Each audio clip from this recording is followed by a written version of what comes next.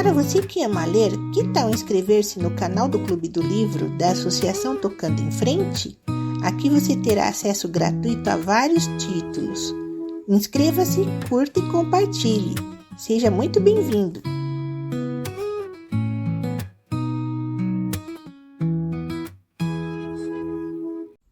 Leme, capítulo 31. Eu não gostava de me referir ao Paulo como o namorado da minha mãe, porque sentia sempre que estava a falar de dois adolescentes. A minha mãe devia sentir o mesmo, porque às vezes, com pessoas de fora, dizia o meu marido, o que eu odiava e corrigia de forma irritante. Não é marido. Tratá-lo por o meu padrasto também me incomodava, porque não queria assumir nenhuma ligação direta com ele, muito menos uma ligação onde existisse uma palavra ligada à posse.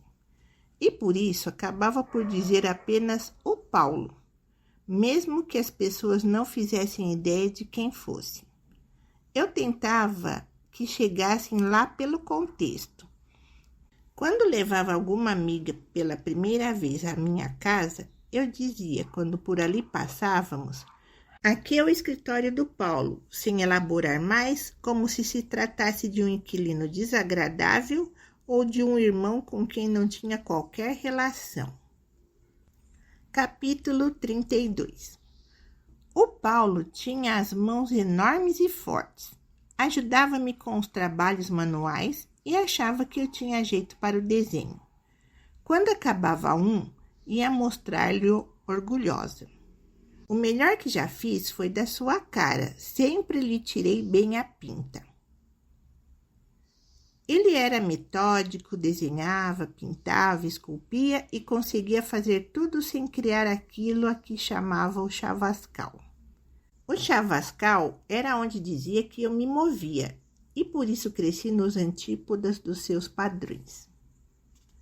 Os quadros dele, de que mais me recordo, são dois que ficavam um por cima do outro, na parede da sala, e que representavam um cão de caça com um pato branco na boca. A imagem do pato de pernas para o ar, com a asa torta, afligia-me. Ao mesmo tempo, admirava aquela técnica de desenho realista. As duas pinturas eram praticamente iguais. Mudava o ângulo do focinho do cão e o seu olhar. Na de cima, o cão parecia confiante. Na de baixo, viam-se olhos assustados. O pato estava morto nas duas.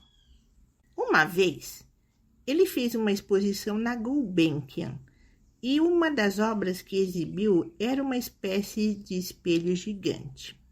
Um objeto de 21 metros de comprimento, em inox, suspenso na sala, que ocupava na totalidade e que refletia quem o fosse ver.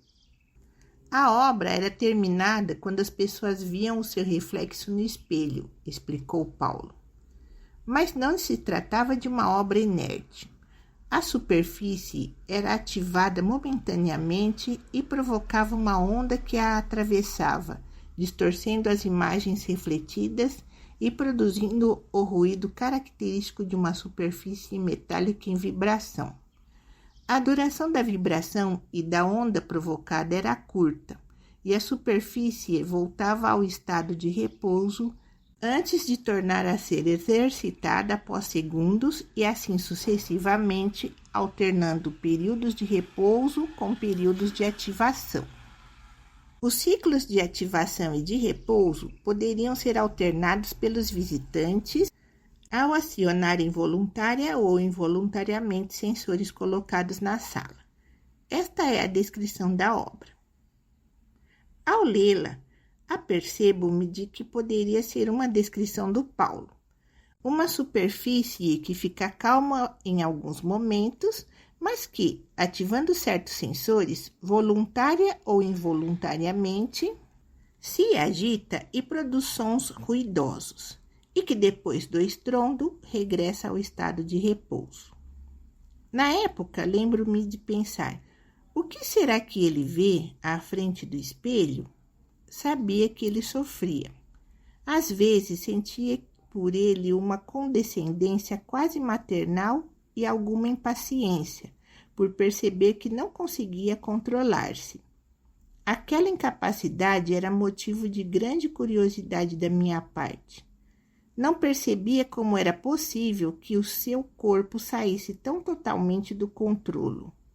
Durante os surtos, o Paulo transfigurava-se, perdia o domínio sobre si próprio, as veias salientes emergiam da testa, o rosto ficava vermelho, acumulava-se saliva nos cantos da boca. Não era um quadro muito diferente do de um bebê numa birra desgovernada. Esta imagem, aliás, fazia parte da relativação que talvez me aproximasse da minha mãe e que seria tão importante para afastar o medo. No entanto, se o comportamento dele tinha contornos infantis, a sua voz imponente e a sua corpulência de certo não o eram e deixavam-me instantaneamente alerta. O tom da voz elevava-se até ao limite e, como se não fosse possível transmitir toda a raiva acumulada apenas com a tensão corporal, ele usava vários objetos, incluindo seus próprios quadros. Uma noite, chegou a lançá-los da janela para a rua num acesso de cólera. Abriu as portas da varanda e foi atirando um a um os quadros abstratos, pendurados em fila na parede, até aterrarem com o estrondo no passeio. A cena foi impetuosa, mas os quadros foram arremessados pela ordem em que estavam dispostos na parede. Capítulo 33. Não havia nada pior para o Paulo do que ser motivo de chacota. Uma vez, deu um pum ruidoso no carro involuntariamente. Ficou em silêncio logo a seguir com seu ar circunspecto e solene. Eu e minha mãe não aguentamos e tivemos um ataque de riso. Ele continuou a guiar, furibundo, de olhos postos na estrada, sem saber como reagir. Lembro-me de uma frase de Margaret Atwood. Os homens têm medo de que as mulheres se riam deles. As mulheres têm medo de que os homens as matem. Capítulo 34. O Paulo ajudava-me a catar as lêndias. O cheiro forte do shampoo dos piolhos intoxicava-me. Ele tinha paciência para aquela tarefa e, parecia-me, sentia alguma satisfação.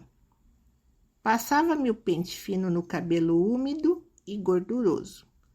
Depois punha as lêndias e o piolho que catava numa pequena taça com água e álcool. Observávamos em silêncio os bichos minúsculos a flutuar na água. Unia-nos uma espécie de sadismo porque havia regozijo em vê-los morrer. Cada novo piolho a boiar era uma conquista. Capítulo 35. Gostava de vê-lo a desenhar. Ficava ao lado dele em silêncio para não perturbar a sua concentração. Às vezes ele desenhava de pé, debruçado sobre a mesa da sala. Outras vezes sentado no escritório. O seu traço era preciso e sua caligrafia retilínea. Escrevia sempre a caneta de tinta permanente e desenhava com lápis perfeitamente afiados.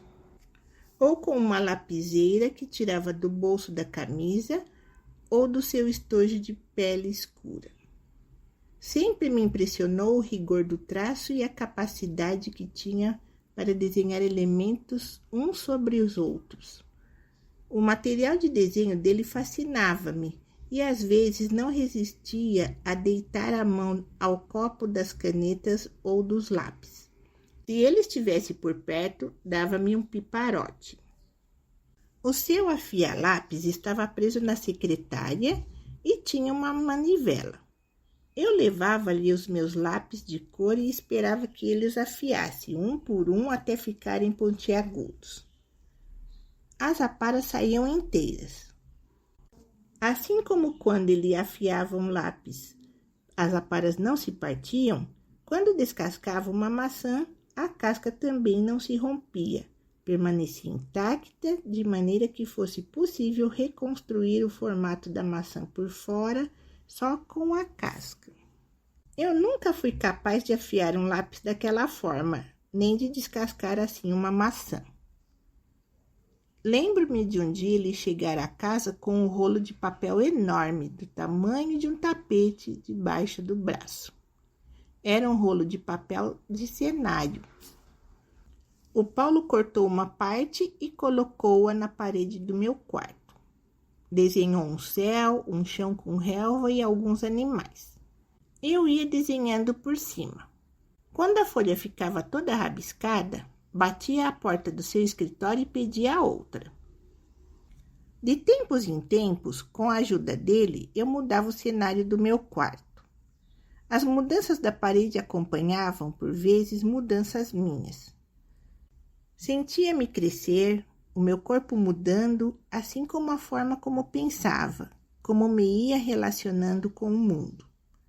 Fora do meu quarto, o cenário continuava sempre igual. Um cenário de gritos, discussões, agressividade, violência e pedidos de desculpa, amor, esquecimento e recomeço. Capítulo 36. Não se põem os cotovelos na mesa. Eu detestava as regras da boa educação, especialmente vindas dele, porque não me pareciam fazer sentido. Achava que a maneira como ele se comportava não revelava qualquer tipo de boa educação. Uma das regras principais era: não se põem os cotovelos na mesa, exceto os adultos. Exceto ele. Lembro-me de vê-lo com os cotovelos na mesa logo depois de me ter repreendido e de o questionar nessa altura. Ele explicou-me que os adultos podiam fazê-lo, porque o faziam com elegância. Eu coloquei os cotovelos na mesa mesmo assim, não me lembro se por distração ou provocação. Ele aproximou-se de mim por trás, levantou-me o braço e bateu com o meu cotovelo na mesa. Senti o ardor e o formigueiro de quando se bate com o cotovelo e logo uma dor horrível. O braço ficou partido. Passei um mês com a sensação de formigueiro no braço. No hospital, puseram-me um gesso cor-de-rosa choque e alguns colegas da escola assinaram-no. Eu andava feliz com o braço ao peito e com os gestos atenciosos das pessoas à minha volta. Levavam minha mochila, passava à frente nas filas e podia não ir à escola de educação física. Não podia dizer publicamente como tinha acontecido, mas acabei por contar a algumas pessoas. A situação emocional inverteu-se e, estranhamente, quase fiquei com pena dele. Não contar a verdade parecia também uma maneira de o proteger. O Paulo ficou transtornado. Claramente não tinha intenção de me partir o braço. Nos dias seguintes evitou-me, afastou-se e ficou mais recolhido, a ponto de ter sido eu a aproximar-me como se fosse meu dever consolá-lo. Capítulo 37. A Luísa era a empregada que trabalhava em casa dos meus pais quando eles estavam juntos. Dizia de forma orgulhosa e afetada que era viúva. Vestia-se de preto. A sua vaidade por carregar um morto como um emblema fazia-me acreditar que ser viúva era o mais alto estatuto a que se podia chegar. A Luísa viveu em função da morte do marido. A morte punha em funcionamento a sua vida. Ela começou a usar um novo estatuto, um novo estado civil, uma nova roupa. Eu passava os dias com a Luísa e entre nós firmou-se uma grande cumplicidade. Ela embalou-me muito ao colo, aqueceu meus biberões, fez-me papas e prendeu-me na anca enquanto mexia a sopa e cantava o bailarico saloio. É o bailarico saloio, não tem nada que saber, não tem nada que saber. É andar com o pé no ar, outro no chão a bater, outro no chão a bater. Trauteava de mãos ao alto. Estalava os dedos e fazia um sapatear ritmado e giratório que eu acompanhava com grande alegria. Foi a Luísa que ouviu a minha primeira palavra. Na sua companhia, eu sentia-me protegida. Ela levava-me de mão dada às compras, à mercearia, ensinava-me a escolher a fruta, os pêssegos, as tangerinas e os peros. Só com ela eu comia peros, que em nada diferiam das maçãs, mas que apenas pela diferença de nome que ela lhes dava, tinham um sabor completamente diferente. Ela descascava-os com ternura, as mãos ásperas molhadas debaixo da torneira a correr, a faca brilhante rentinha a casca. Por algum motivo, o sabor de um pero era muito melhor do que o sabor de qualquer maçã. A Luísa tinha um filho, o João Pedro, um miúdo de bochechas coradas e cabelo cheio de gel com risco ao meio, que nunca conheci, senão pela fotografia tipo passe que ela trazia na carteira, debaixo da fotografia do Jorge Humberto, o seu falecido marido, fardado e com uma boina. Eu ouvia-a falar o dia inteiro, e o Humberto era assíduo nas conversas. Por vezes, se o assunto era engraçado ou chocante, ela olhava para o céu e falava-lhe diretamente. Estás a ouvir isto, Humberto? Outras dizia-me, gosto tanto de ti como do João Pedro. E eu respondia, e eu gosto tanto da Luísa como da minha avó, porque me parecia uma blasfêmia elevá-la ao patamar dos meus pais. Mas, no fundo, era mesmo isso que eu queria dizer. Para ela, eu era muito bonita. Não era costume receber elogios sobre o meu aspecto físico, mas ela compensava essa carência. Lembro-me de um dia me dizer com um ar sério, tens as sobrancelhas iguais à de Nossa Senhora. É tal e qual. Senti-me vaidosa por partilhar qualquer coisa com a mãe de Cristo. Ensinou-me a dobrar as cuecas com os lacinhos para a frente e rezar o Pai Nosso e a compor o meu enxoval com peças que ela mesma bordava e me oferecia comovida. A Luísa deixou de trabalhar com a minha mãe quando os meus pais se separaram. Ficou apenas em casa do meu pai. Detestava o Paulo, associava-o ao facto de já não estarmos sempre juntas. Partilhava comigo a tristeza por aquela mudança. Eu desabafava com ela, fazia queixinhas do Paulo. Não lhe contava pormenores, mas deixava claro que ele não nos tratava bem. Ela abanava a cabeça em reprovação. Quando o viu pela primeira vez, disse-me que não gostou nada dele, mas foi obrigada a admitir que era um homem bem posto e que tinha as calças muito bem engomadas. Livro Leme, Vocabulário, dos capítulos 31 a 37. No capítulo 32, no segundo parágrafo, se menciona, e por isso cresci nos antípodas dos seus padrões. No capítulo 33, no primeiro parágrafo, a frase ficou em silêncio logo a seguir com seu ar circunspecto e solene. Circunspecto significa cauteloso. No capítulo 35, na frase, se ele estivesse por perto, dava-me um piparote.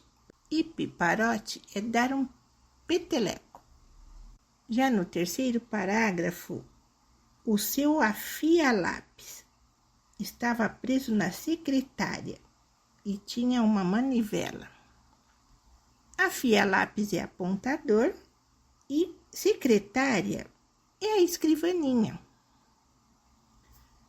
No último parágrafo, um cenário de gritos, discussões, agressividades, violências e pedidos de desculpa, amuos, esquecimento e recomeço. Amuos é mau humor. No capítulo 37, aparece: ela embalou-me muito ao colo, aqueceu-me os biberões. Biberões são mamadeiras. Também temos É andar com o pé no ar, outro no chão a bater, outro no chão a bater. Trauteava de mãos ao alto. Trauteava é cantarolava. Na frase: ensinava-me a escolher a fruta, os pêssegos, as tangerinas e os peros. O pero é uma fruta muito parecida com a maçã. Dizem, inclusive, que ela tem um sabor muito mais acentuado que o da maçã. No terceiro parágrafo, aparece: nunca conheci senão pela fotografia tipo passe. Fotografia tipo passe é a fotografia 3x4. Já na frase do quinto parágrafo, ensinou-me a dobrar as cuecas, ensinou-me a dobrar as calcinhas.